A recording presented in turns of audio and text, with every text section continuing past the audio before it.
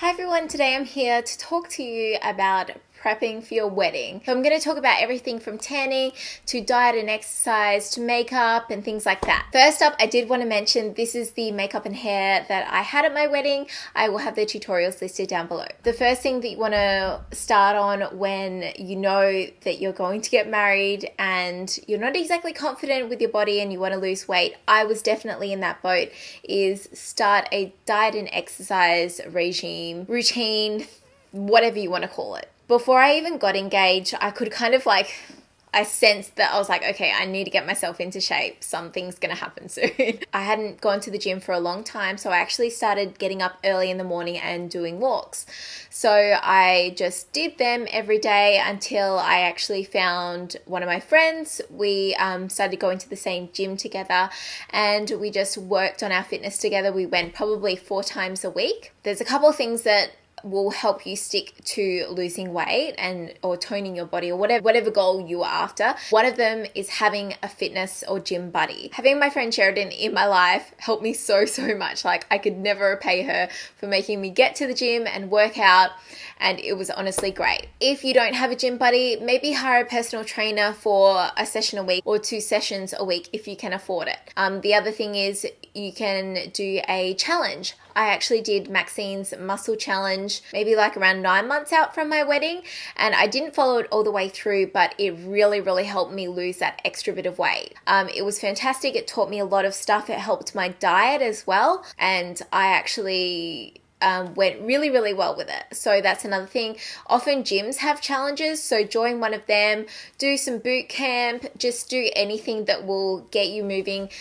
Just commit to it. Don't rely on yourself. One thing is, don't actually rely on yourself. I know that sounds horrible, but if you have someone like that's going to meet you at the boot camp class, that's going to meet you at the gym, or someone that is going to eat the same food as you, surround yourself with those kind of people and you will do fine. Also have goals.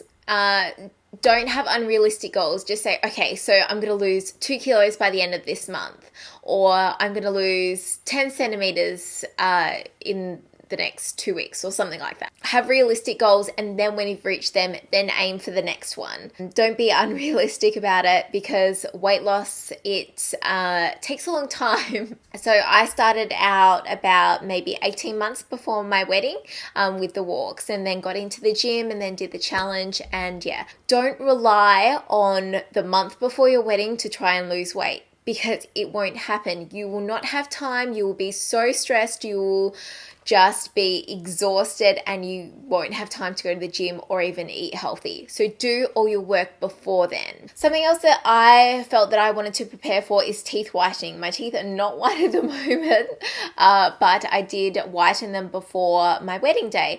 All I did was I used the Colgate Optic White toothpaste, but I don't really think that did anything. And then I used the whitening strips. I think they're by Oral-B, and you had to have them on for like half an hour morning and night. Some days I skipped it, but it worked really well. So I definitely recommend them. So plan to do that like maybe 2 months out before your wedding, just so your teeth are nice and white. And mine really were. I was really happy with them. Looking back at photos, I was like, wow, my teeth are white. Your hair. Now you need to decide what color you want your hair to be. I was actually platinum blonde for my wedding, and that's what I wanted to be for my wedding. I've obviously changed my hair now. Whether you go to a hairdresser or you do it yourself, I had done my hair myself for years. So I just planned to have my hair done the week before my wedding, or roughly a week before my wedding, because I didn't want any roots. Also, just in case I had time, if it's stuffed up, then I had time to fix it. My hair was actually really white. Sometimes when I dyed it, it didn't turn out as good as others, but this time it worked. It was so beautifully toned and it was fantastic. Also, you need to sort out your hair extensions if you're going to use them. So make sure you order them in time, make sure that they're the right color in time, and if they need to be cut, make sure that that is all done and ready like the month before your wedding, so you don't have to stress about that. Make sure that you're happy with the color. I know a few people who were platinum, they wanted to go a little bit darker, but whatever you want, have a look at pictures.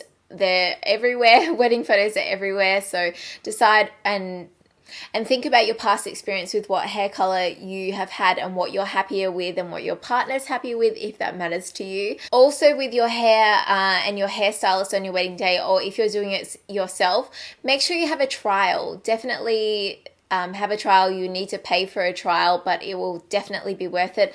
The trial could end up saving you having a bad hairdresser on your wedding day. If you're not happy with it, then go and try somewhere else. Same goes for makeup. Make sure you have a trial. A lot of people think, and even I had this, I was just like, why do I need to pay for a trial? I know it's going to be fine. Like I've got this photo and you're going to do it. So, what's a go? But honestly, you could show, there's so many times I've seen on forums where people have taken in like a photo of someone and they wanted that exact look, and the look that they have got is nothing like it. So definitely make sure you have a trial on your hair and makeup. I couldn't recommend it more, especially for such a big day.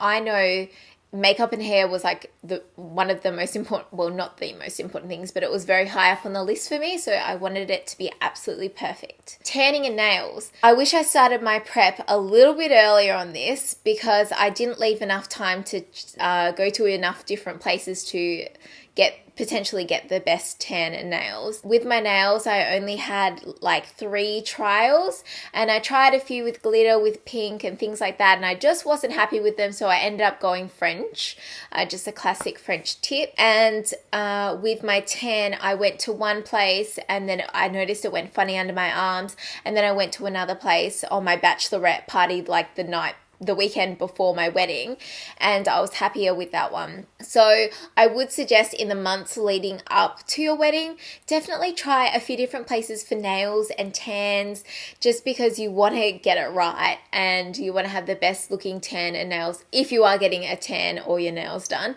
That was something that I wish I planned a little bit earlier. Another thing is brows. I actually ended up getting my brows threaded, and I still do get them threaded. The wedding was in March, and I think I first went in January to get my eyebrows threaded, and you go every month. So I only really had like 2 goes to try and fix them up, and they weren't like, she fixed them up as much as she could, but I wish that I went like maybe 6 months earlier so that they could be like really, really nice. So whether you're trying threading or waxing, or you're doing them yourself, make sure that you've got them how you want them to be, because I don't know, I think brows are so important. And yeah. Do everything else as early as you can. Get the dress as early as you can. Get the jewelry, get the shoes. Get everything as early as you can. And, obviously look around and really be happy with what you choose.